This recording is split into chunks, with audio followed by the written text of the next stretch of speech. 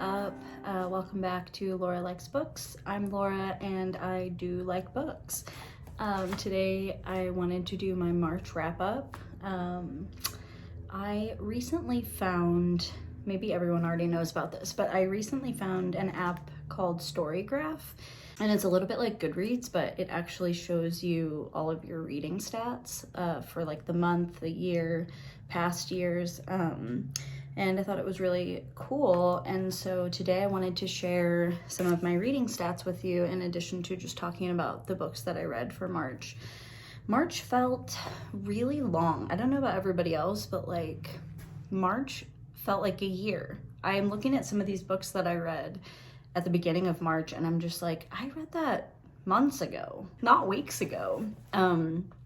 So I feel like it was a really long time, and I'm sorry if I can't remember every detail of everything. And also I had a really polarizing reading month. Like I had a few books that I absolutely was obsessed with, and then I had books that actively angered me, which is really weird because books, usually if I don't like a book, I'm just like, okay, whatever, and I just move on. But I actually had some books this month that pissed me off. So in addition to, I'm going to do my normal setup where I go, the one I liked least to the one I liked best. But in addition, I thought it would be kind of cool to do like a subcategory of like books that actively pissed me off, books that I felt indifferent about, and then books that I loved. But really first, quickly, I'm going to read you my reading stats from March. So I read 11 books total. My son, Jaden, was actually here last week.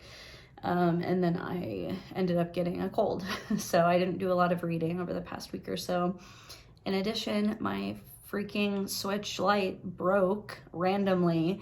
So I had to go get a new Switch. And so anyone who knows me knows that I'm a huge nerd and I just play Animal Crossing all the time. So I had to completely restart my island, which, is annoying, but it's kind of fun too. I'm actually getting into the game again and wanting to play it. And for the past few months, I haven't really been playing it that much. So it's actually been kind of a blessing because I am enjoying the game again, which is another reason why I haven't been reading as much the past week or so. But all of that being said, I read 11 books. I read 9 of them, I think, were thrillers. 2, I would argue, are more gothic horror, but we'll get into that. But for this list, 9 thrillers, 1 romance. You could call 2 of them romance, but I think one of them is more of a contemporary. But we'll just say 1 romance, 1 contemporary. My average rating was 3.67, which is pretty good. I had 4 authors that I've read before and 7 were new to me. Okay, so we're gonna start off with books that actively made me mad, actively pissed me off. And I hate talking bad about books. I would love if every book I read was great and I loved it. And also, this is just my opinion. There are tons of people out there who absolutely adore these books. So just take that with, take my opinion with a grain of salt. It's going to be very difficult to explain why they made me mad without spoiling. So if you plan on reading these and don't want them spoiled, I'll tell you when I'm about to spoil them and you can just skip or, whatever. So the first one, was called The Arrangement by Kirsten Moglin. This book has really high ratings. People love this book. I don't understand why. It felt like, how many twists can I fit into one book, even if they don't make sense? And then just there it is. I did all the twists. I did every twist you can think of. It might not be good, but every twist is in there. That's how this book felt. Okay, first of all, the premise is really cool. There's a husband and wife, and they are having trouble in their marriage, and they decide to make this arrangement with each other where they're going to go on a date once a week with a random stranger. They can't know the person in real life, they have to meet them on this app. They can't see them again. It's just like a one-time deal. I don't remember the exact details. I kind of blocked it out, I think. But I believe the husband goes on his dates. It doesn't really matter, but I think the husband goes on his dates on Thursdays and the wife goes on hers on Tuesdays, and they can't ask each other questions. They can't know who the other person is going with. It's very like, you know, they have all these rules. Super cool premise. That's like a tiny fraction of the book. And I get it. There needs to be a problem. There needs to be a climax. There needs to be a progression. But that part just felt so kind of thrown in. And I really wanted to see more of like the specific arrangement that they had, because that's what sounded cool to me. Okay, I'm about to spoil some stuff. So now is the point that you can skip ahead if you don't want to hear this. The woman, I don't remember their names. The wife goes on her date with this dude, and she comes home, and the guy starts texting her a bunch. The guy who she went out with. They decided to give fake names when they're on their dates, and so, you know, it's part of this whole anonymity thing. There's a scene where he calls her real name, but he's not supposed to know her real name because she gave him a fake name. So in the chapter, which is her thoughts, okay, like the chapter isn't being told from like her acting a certain way or like telling someone, it's in her own mind. Her blood runs cold because he calls her real name. Okay, so you're supposed to be like, oh shit, like what's going on? This person knows something, knows her, like he's sketchy, okay? The story progresses, it keeps going. I'm not gonna bore you with like every detail, but you know, in essence, the dude ends up showing up at her house because he finds out where she lives as well, in addition to knowing her real name. And the husband ends up killing the guy. And so then it becomes this whole thing where they're trying to bury the body and they're trying to keep it a secret and they're trying to like, you know, it's a whole thing. And so come to find out, the woman gave the dude her real name. Like, she was behind the whole thing. She told the guy that she was on a date with that her husband was abusing her. She like made up all this stuff and told him her real name. And so she like set all of this up so that the guy would, you know, keep texting her and check on her, like hoping he would do it, which like the whole thing is super unbelievable, but I digress. So she told him her name. So why in the chapter, when you are in her head, is your blood running cold because he called you your real name? I feel like I've been talking about this forever, but that's like one example, okay? And then there's like a whole side extra twist where the guy is actually also a serial killer. Like the whole thing is so convoluted and so messy. There's a sequel, and I don't plan on reading it because this book pissed me off so much. It's probably been obvious at this point, but I feel really smart when I guess twists. It's like what I live for with books. And I can enjoy books where I don't guess at all, where I'm completely wrong, but don't directly lie to me to where I couldn't figure it out, because you're telling me that she's surprised. You're telling me that. So I'm not gonna, anyway, it just pisses me off. Maybe it's a me thing. Maybe it has high ratings, so obviously some people genuinely just want to be shocked, but I need to be shocked and have it make sense. Like that's just how I am. I've rambled on about this for long enough. I'm sorry. I had to get that off my chest. Now I can move on with my life. I gave the arrangement 2.5 stars. I don't know if I mentioned that already. Moving on, we have the next book I gave 3 stars, and I think there's a book later rated lower, but it didn't make me mad, so it's in a different category, but I did give it 3 stars. But don't let that 3 stars make you think that I enjoyed it, because I didn't. That's not fair. I enjoyed some aspects. It's Maybe in Another Life by Taylor Jenkins Reid. I've heard such good things about this author, and I expected to love this book. I've seen it everywhere. I've heard it talked about, and it just did not work for me. The premise, again, super cool. If you've ever seen that movie, Sliding Doors with Gwyneth Paltrow, who I don't like, but it's a good movie. It's the same setup. So we have this girl, Hannah, I think is what her name was, and she moves back to LA after her boyfriend, like, she finds out that he's married, and then it's a whole mess. And so she's like heartbroken, and she moves back to her hometown, and her best friend is there, and her high school boyfriend is there, and all of this stuff. The first day that she gets there, she goes with her friend to this bar to hang out with their old friends.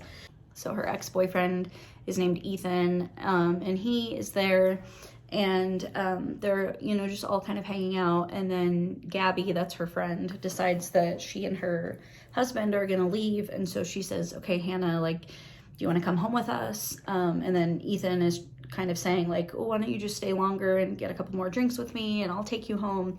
And so in that moment, she has a choice between going home with her friend Gabby and staying with Ethan. And so the rest of the book is split between her making both of those choices. So one part of the book is her going with Gabby. The other part is her staying with Ethan. Again, I have to spoil it to explain why I hated it so much. So this will be the area for spoilers on this book. So in the decision where she goes home with Gabby, on the way home, they stop to take pictures somewhere, and Hannah gets hit by a car. And so pretty much that whole timeline, well, a lot of it is her being in the hospital, recovering from this car hitting her. She also finds out that she had been pregnant by the boyfriend who was married. And so grappling with not only getting hit by a car, but losing a child, which I relate to. In 2004, I had an ectopic pregnancy. So like it was in my fallopian tubes. They burst open. I almost died. I lost the baby, obviously. And so I enjoyed that aspect of the book, of her kind of dealing with that trauma. I also was in a horrific car accident in my early 20s where I fractured my pelvis and dislocated my hip. So not in the same time frame as her, but, you know, I related to her on both of those kind of traumatic situations. And then in the other timeline, she stays with Ethan, and they end up getting back together, and it kind of follows them. She is pregnant because she had just, you know, she was pregnant either way. So in one of them, she loses the baby, and the other one, she finds out she's pregnant like a week or so later. And so she's kind of dealing with that whole situation. And so I liked how the end showed, I was a little annoyed at first because it doesn't close up in like, this is what is real. They both have endings. And at first I was like, what the fuck? Like, I like a good closure. But the more I thought about it, the more I liked the ending, because I was like, okay, it's showing that she's happy either way. You know, in the one where she gets in a car accident, she meets like basically the night nurse who's taking care of her, Henry. She ends up like falling for him. And so, and she and Ethan just remain friends. And, you know, so she has her happy ending with Henry. And then in the one with Ethan, you know, she tells him she's pregnant, and he's like, oh, I can't handle this, blah.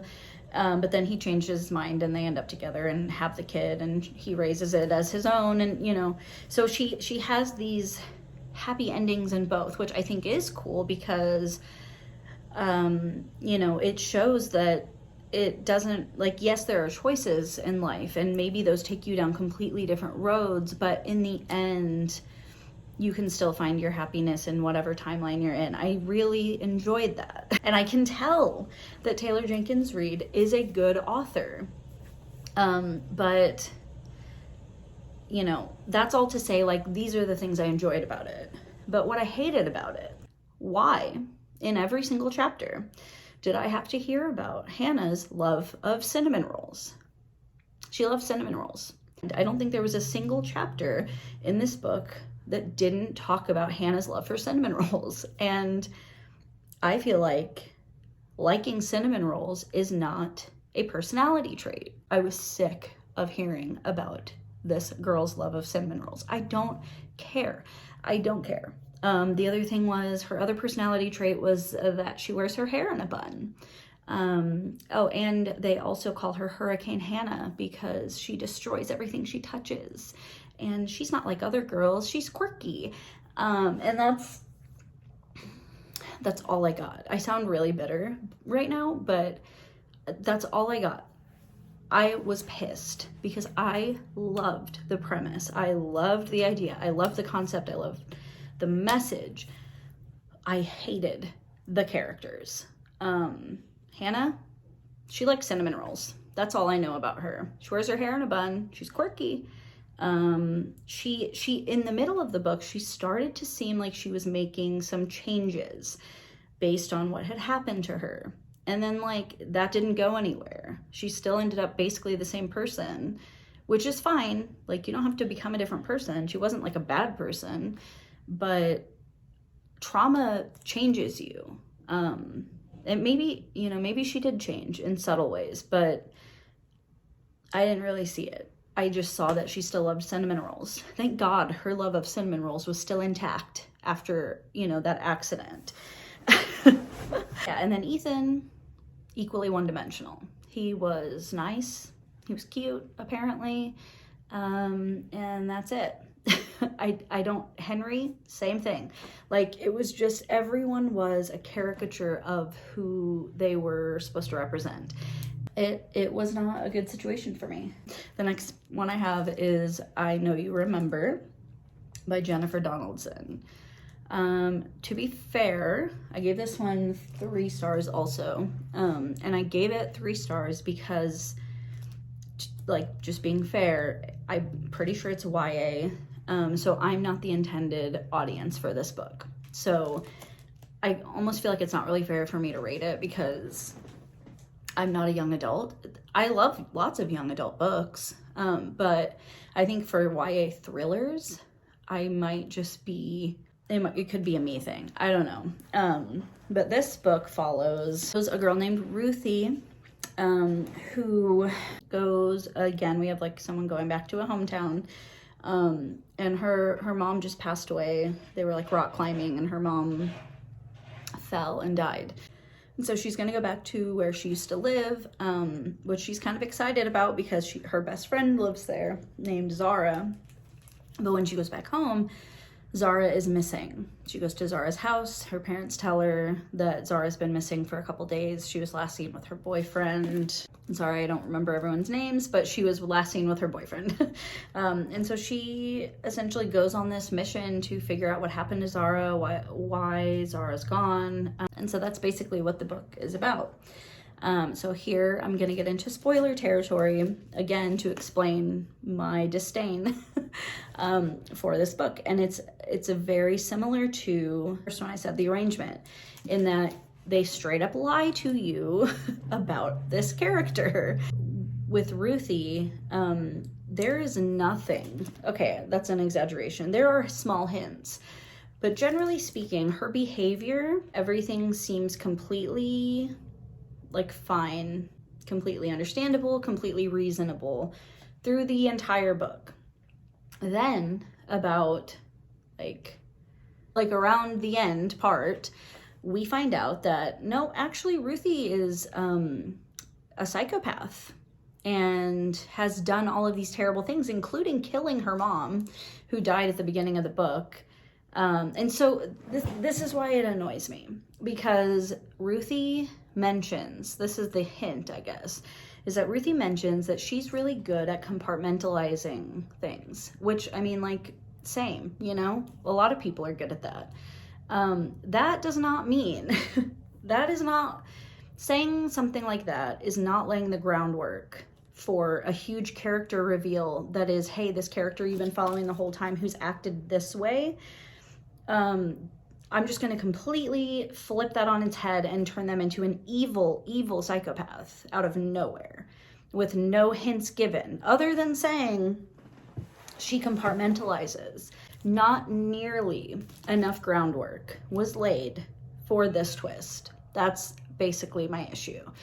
So I'm going to move on before I have to rename my channel Laura Hates Books. So now we'll move on to my indifferent category, books that I just didn't really feel anything for. So the first one in this list, I actually gave 2.5 stars, which I know is lower than some of the ones I've already talked about, but they didn't, even though I rated it lower, it didn't like make me mad. I just didn't care. And that is 5 Total Strangers by Natalie D. Richards. This one again was a young adult thriller, and maybe I'm being a little bit too harsh with it, but I just didn't really like it. Basically we have this girl who, what is her name? Yeah, her name is Mira. So Mira meets this other girl whose name I also don't. This is how much I didn't care. I don't know any names in this book, but Mira chats with this other girl on the plane, and so she sees her in the airport, and the girl is like, hey, me and like these 3 other people are gonna rent a car because no planes are going anywhere, and so we're just gonna drive, and you can come with us if you want, or you can stay here, whatever. And so she decides to go. Like at first it's not even really snowing, so they're like, okay, everyone's just freaking out for no reason. We're just like driving along, doing our thing. And then very shortly it starts to actually blizzard. And so they have a lot of issues getting anywhere. And that's really like all I remember. They stop at a gas station. Okay, so Mira starts seeing this like same guy in like everywhere they go. Like she sees him at the first gas station they stop at, she sees him at the second gas station, she sees him at this other place. Like it's very weird that he keeps ending up where they are. So that happens. So we're getting these alternating chapters as well from somebody who is like stalking Mira essentially, and it's told in second person perspective. So they're basically like, oh Mira, like I saw you at the art gallery today, and you know, you didn't recognize me, and how could you forget about our connection and whatever. So somebody's obviously following her or stalking her in some way. She doesn't trust any of the people that she's in this car with. And the whole time you just don't really know who's lying, who has secrets, who's following her, you know, what's up with this weird dude that keeps showing up. That's basically it. We have to find out who's behind it. And I just didn't like it because it took forever and nothing happened. It felt like there were like a couple little moments where something started to get a little bit scary or, you know, intense. But for the most part, it was just like they're driving in the snow. That's pretty much it. Like Mira's just thinking in the car while they're driving in the snow. And that's basically what this book was. I think I mentioned, but I gave it 2.5 stars. The next one I want to talk about is The Death of Mrs. Westaway by Ruth Ware. This one I unfortunately also put in my didn't really care category. And I was really disappointed because I was super excited for this book. This is my first Ruth Ware. I'm definitely going to be reading more of her stuff. I gave this 3 stars. But again, I think this was a situation where it might have been me. I think it was a huge disservice that whoever marketed this, marketed it as a thriller. This is not a thriller. This is a gothic, I mean, I'm not like a genre expert or anything, so this is just my opinion, but I would market this as a gothic, not horror, a gothic slow burn mystery. That's what which is like, people love that. They could have marketed it as what it is and still gotten the audience. I think it does a huge disservice to call something a thriller when it isn't. I would have probably given this a much higher rating had I known it was a slow burn mystery as opposed to a thriller. I was not thrilled at any point in this book, but I was interested in the mystery. And it is a very gothic, atmospheric feeling, which was nice. But at the end of the day, I expected a thriller and it wasn't. So that was just kind of disappointing to me. I love the writing. I think Ruth Ware is clearly talented. The writing was very good. So we have this girl, Harriet. Also, she goes by Hal. But she is in kind of a tough spot. She's not doing well monetarily. She owns like a fortune-telling booth on this pier, but it's not like super lucrative. She's like having trouble paying rent, the whole thing. She gets a letter from someone saying that she has inherited something from her grandmother who just passed away, and she needs to go to this estate to basically figure out what's going on. Except that her real grandmother died a really long time ago. So she's kind of like, this isn't meant for me. This was meant for someone else. There's been some kind of mistake. But because she's so down on her luck, she's like, well, I mean, I can go like take a couple $1,000 from these rich people. Like, I'll do that. And so she goes, meets her uncles and her aunt and her cousins and all of these things. And they're basically, trying to figure out like what's up with this will. And that's pretty much all I'm going to say about that. But I did enjoy it. Like, I still recommend it to people who like mysteries, but just don't go into this thinking it's some hype, high action, fast paced thing, because it just isn't. Okay. And then the last one in this category, I was really tempted to put it in the ones I love because it was like right there on the fence. And I actually gave it 4 stars, but it was The Burning Girls by C.J. Tudor. And this is the 3rd book I've read by C.J. Tudor. I read The Chalk Man and The Other People, and I think, if I remember correctly, I gave both of those 4 stars as well. She's a really good author, and I'm gonna read more of her stuff, but she just isn't quite, I can't quite get a 5-star out of her. And I think part of what it is that there's always like a weird supernatural element, and which is fine. I don't mind supernatural stuff, but it's like, it almost feels out of place when you're talking about like a real life thriller or mystery. And so I don't know, it's weird. Like, I don't really know how to explain it. It's not that I don't like it. It's just, I don't feel like they should be mixed, I guess, is kind of how I'm feeling. Like, either be a supernatural or don't. Like, it just confuses the issue when they're combined, I feel like. But this one is about this lady, Jack Brooks, and she has a daughter named Flo who's 15. I think she's 15. And she's a vicar. Jack is a vicar. And she basically gets told at the beginning of the book that this reverend from this very small town called Chapelcroft has died. And so now she needs to go because she's had like a scandal at her current church that made her kind of look bad. And so her like boss basically says, you have to go to Chapelcroft. They need a reverend. You don't really have a choice. This is where you're going now.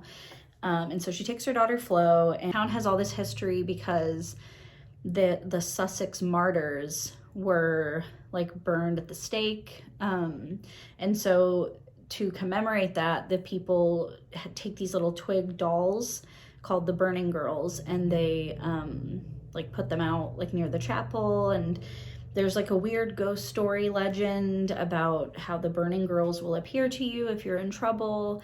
And so that's like the supernatural element that I was talking about, is these apparitions of these girls on fire, which was like kind of, I mean, I'd almost like classify this book as a horror because of that element. I'd say it gets a little bit into gothic horror, as opposed to thriller. All this history, there's all this lore within this town. So another part of the plot that we have is that these two girls, like 30 years earlier, went missing. These two best friends, Mary and Joy. So we're getting a little bit of history with them in some chapters. We're also getting a side chapter with this man who has just gotten out of prison, who is somehow connected with Jack, and you know, we're trying to figure out what part he's playing. And so Flo is a photographer, and she's like taking pictures in the cemetery, and then she meets this young boy named Lucas Wrigley, and they become friends. And I loved the relationship with Flo and Jack. I loved that mother-daughter aspect. There's such good writing. CJ Tudor is such a good author, like such a good, there's like some bangers of some lines in this book. She was talking at one point about how, you know, parents, she's a vicar, right? But she's like very cool. And so she's like talking about how she's 100% against parents like pushing their religion on their kids, and how, you know, children are their own people that need to figure out their own way and their own decision making. And I really enjoyed that. You know, I was raised Baptist, and my mom didn't like hardcore push it, but I, you know, until I was like a teenager, I felt like I kind of had to conform to that. And so I totally get it. And I, you know, now that I have my own kids, I don't, like, they're responsible for making those choices. I'm not going to push any of that stuff. And I'm not religious anymore. I would say I'm spiritual, but definitely do not follow a religion. And anyway, I just really connected with that part of the story. And ultimately my favorite part was the relationship between Jack and Flo, that mother-daughter situation. I was here for it. It was beautiful. Moving on, these are all the rest. There's 5 more, and the rest of these are books that I absolutely adored. So the first one I want to talk about is The Paris Apartment by Lucy Foley. This one just came out, I think, in March. So this is like a brand new release. I have formerly read The Guest List and The Hunting Party by Lucy Foley. I preferred The Guest List, although after reading The Paris Apartment, I think this one might be my new favorite by her. Her writing just like grabs you and doesn't let you go. And this is like the issue I've had with all of her books. Not an issue, I guess, but like the only reason they haven't gotten 5 stars is because in each of the books, I feel like the twist, I don't know, it almost feels a little bit lackluster in a way. It's like the writing pulls you in and you have to know what happens and you can't put it down. But then like, it's almost like anticlimactic, at least for me. Like every book of hers that I've read had this same kind of thing where I was like totally enthralled and then a little bit let down by the twist. So maybe it's a me thing, because she's definitely talented at writing, and her stories just grip you. But in this one, we have a girl named Jess who goes to Paris. I loved the Paris setting. I thought that was just so cozy. So Jess goes to her brother Ben's apartment in Paris. She's kind of like trying to get out of her old life a little bit and kind of start over. And so she goes, but when she gets there, Ben is gone, and she doesn't know where he is. She meets all of these people who live in this apartment building. They all live in separate apartments, but in the same building. And all of them are sketchy as hell. They all have secrets. They all have some weird stuff going on. And so the book is basically her trying to piece together like what happened. We have multiple POV. Pretty much everyone in the apartment gets a POV chapter, or, you know, it's between all of them. And they all knew Ben and have their like opinions of him, whether they loved him or hated him or whatever.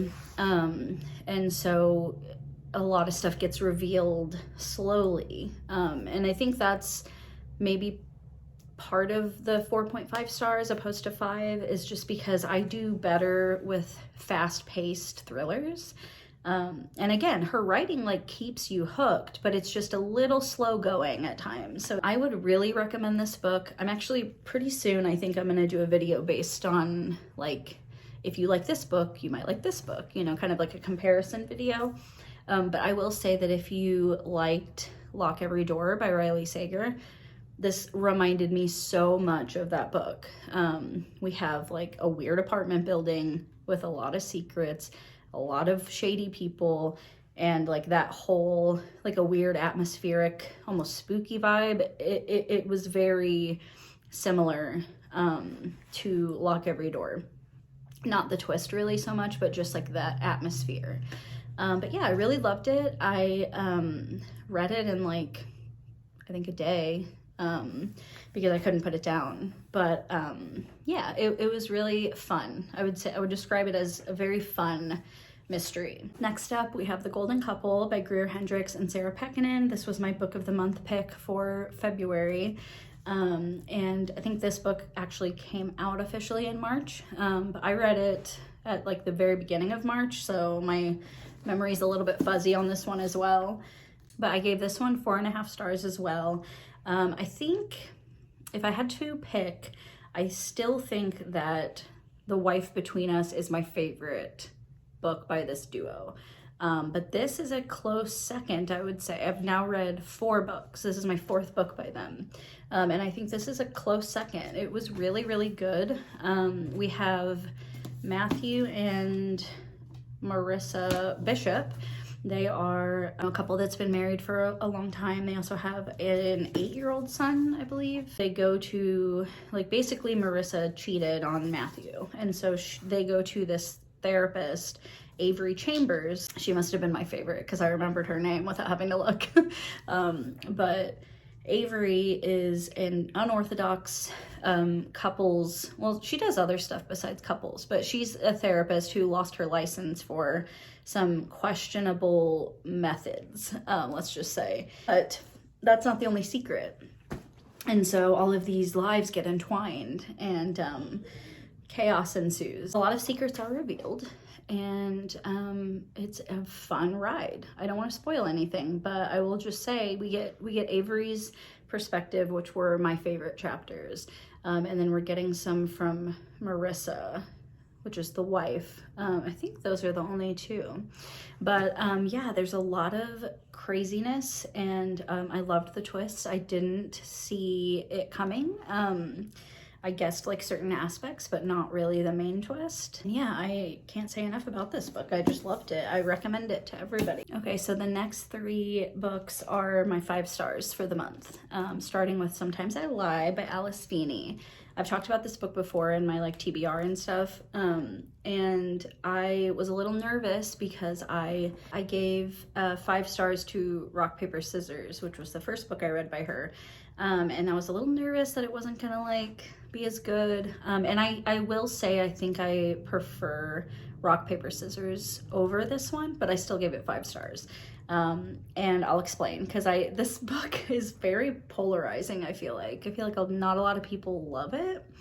And I will agree that the twists and the ending specifically are kind of confusing. Not really the twist, the ending is kind of confusing, the very end. But I don't care. I don't care. I love it. I love it. We have Amber. She has a husband. I don't remember his name, but he is like at the hospital. She seems to think that he had something to do with why she's in a coma. She also has a sister who she clearly doesn't trust. And then she has issues with her job as well. Like she works for like a radio show, and her like a co-host hates her, and she has a lot going on. So we're getting alternating chapters between like a week before and then present day while she's in the coma, and then there's also chapters involving a diary from when she was young. And so it's I think it's based on like 2 truths and a lie. They never like explicitly say that, but there is this thing that they learn in school where they write 3 things. And so that is like in the beginning, she says, "My name is Amber Reynolds. There are 3 things you should know about me. 1, I'm in a coma.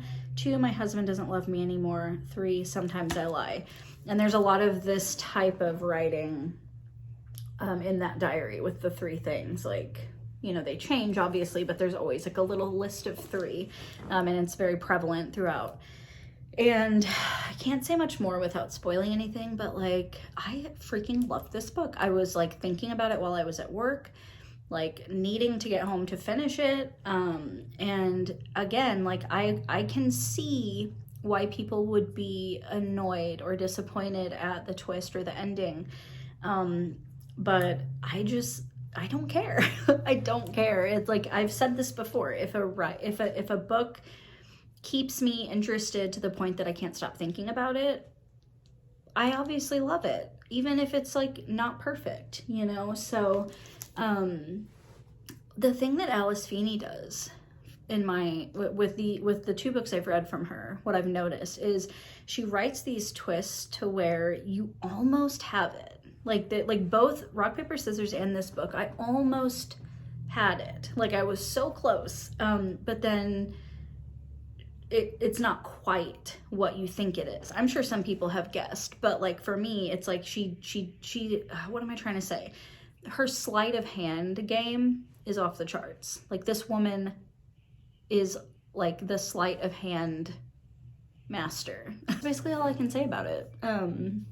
I freaking loved it. I gave it 5 stars. Next up, we have Blindsighted by Karen Slaughter. I've talked about this book a couple times, saying how much I wanted to read it and how much I was anticipating, and it didn't let me down. I gave it 5 stars. In this one, we have this lady, Sarah Linton, and she lives in this very small Georgian town where everybody knows each other, and she is the county coroner, and she's also like the pediatrician. She, in the pretty much very first scene, she is in a diner, the town diner, and goes to the bathroom and finds the body of this woman. I think it's Sybil. She works at the town college. She's like a professor, I believe. It is very descriptive, just trigger warnings for super descriptive stuff in general. All the things, all the triggers. But yeah, she finds her in a bathroom, and so the police come. The main police officer, like the police chief, I guess, is Sarah's ex-husband, Jeffrey. And it's pretty obvious that they still have feelings for each other, but their relationship is really strained because Jeffrey cheated on Sarah, and so it's kind of like a love-hate thing. And the freaking banter in this is like top-notch between them. He comes, he's the police chief, and then we also have a police officer, the only female in the police force, named Lena, and Lena is Sybil's sister. And so it's obviously very personal for her. As far as the mystery of like who killed Sybil, and there's other murders as well, but the mystery of the whole thing wasn't like the best thing I've ever read in my life. But the reason it's 5 stars is because of the characters.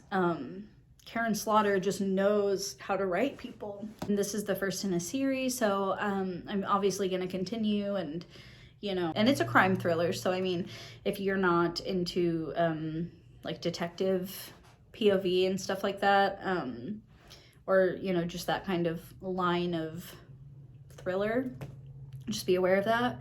I personally like crime thrillers. That's just something to put out there. But yeah, I freaking loved it. I loved the characters the most out of everything, and I'm excited to see where the rest of the series goes. And then finally, we have my favorite book of the month, which is shocking to me above anybody else, I'm sure, but it was a romance. And I think I was just talking about how I don't typically rate romance very high because it's not my thing, but I read All Your Perfects by Colleen Hoover, and I've heard great things about Colleen Hoover. Like, she's very well known. I started this book, did not put it down until I was done. And it's a romance, like I said. I think it's romance. It might be like contemporary romance, but either way, like, it did not read like a romance. This book was so good because it was plot first, and then, you know, the romance aspect was secondary and like added to it. Maybe that's what Colleen Hoover is known for. I don't know. Maybe that's just like her thing. I do know that she writes about some pretty serious topics. And this one is no different. This one deals with infertility, which is a very serious topic for a lot of people. And so, you know, ultimately, I just think that was the main aspect. And the romance was obviously important, but it was like not the main focus, which I enjoyed. This one, I right off the bat remember the characters' names because I love them so much. It was Quinn and Graham, and I love them. I love them so much, and I was like rooting for them, and I was sad when they were sad, and I was happy when they were happy. And yeah, we basically have Quinn, who is about to get married to this guy. I feel like his name was Ethan, but I don't know if I'm just like getting confused because of all the books I read, but I think that was his name. He's a total douche, and Quinn like goes, this isn't really a spoiler, this is in the very first chapter, but Quinn goes to his apartment after being out of town, and Graham, who she doesn't know, but like this dude is standing in the hallway of like where her boyfriend or her fiance's apartment is. And she's like, can I help you? Like, who are you? What are you doing here? He's like, well, my girlfriend is in there with him, like cheating. So basically like, yeah, my girlfriend's cheating with your fiance. She's like, no, like that's not true. And then she like hears them in the apartment, and she's like, shit. So she and Graham, it's just like the cutest. It's just the cutest. They're like sitting there, and then like Chinese food shows up, and she's like, oh hell no, like that's mine and his thing, we always order Chinese food. So she takes their food, and then she and Graham just eat their Chinese food in the hallway. I just love that. And then so they're just like sitting in this hallway. It like bonds them. But then we're simultaneously getting chapters from 7 years into the future, and Quinn and Graham are not doing well. They've clearly been through a lot. We don't know what, obviously. Half the book is like kind of explaining how they got from these two people who clearly like immediately fell for each other to where they are now, which is like on the brink of divorce. And it's heartfelt, and it's just so like, just read it. Like seriously, just read it. I was like, oh, I'm just a person that like is not into like sappy romance books that are like, you know, whatever.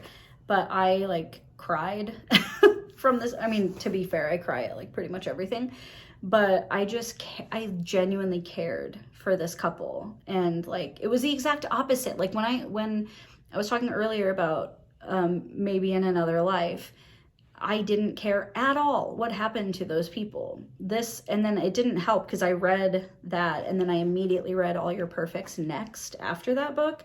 And I was like, it completely validated why I had an issue with the other book. It was just like, this is what I was looking for. I was looking to connect with the characters and care about their lives, even though they're not real. And that's exactly what this book did. Like, I literally think about Quinn and Graham like every day, even though they're not real. I'm just like, I wonder how they're doing. Oh, I love them. So yeah, it was surprisingly great. Surprising to me. I don't know if that's the stuff that you're used to reading. It could just be like par for the course, but I have never read a romance book like that, that I genuinely just like cared for these people. So yeah, I gave it 5 stars, which I think I already mentioned, but it was like this was the one book I read this month where like I finished it and it wasn't even a question of my rating. Like I was just 5-star, automatic 5-star, and that rarely happens. So yeah, I'm like 100% gonna be reading more Colleen Hoover pretty soon. And yeah, that's gonna be it. Those were all the books I read. Like I said, very polarizing thoughts. I'm excited for April, and I have some plans. I'm gonna post a TBR video pretty soon about what I plan on reading in April. Let me know what kind of books you're reading, what you think, if you've read any of the books I mentioned, what you thought of them. I love getting some different perspectives on books. And yeah, I will talk to you all later. Bye-bye.